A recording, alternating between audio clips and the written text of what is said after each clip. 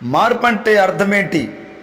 మార్పు అంటే మతం మారడం కాదు, కులం మారడం కాదు, సంఘాలు మారడం కాదు. మనస్సు మారాలి.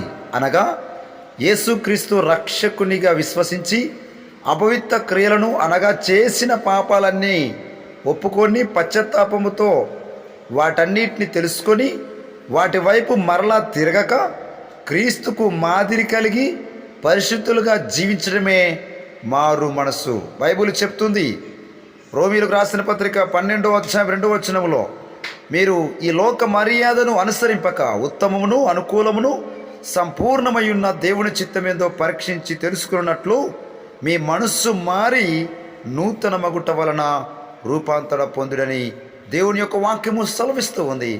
కనుక మనము మారాలి. ఆ మారిన మనసు దేవునికి ఇస్తే మన జీవితానికి ఒక అర్థం ఉంటుంది. దానికి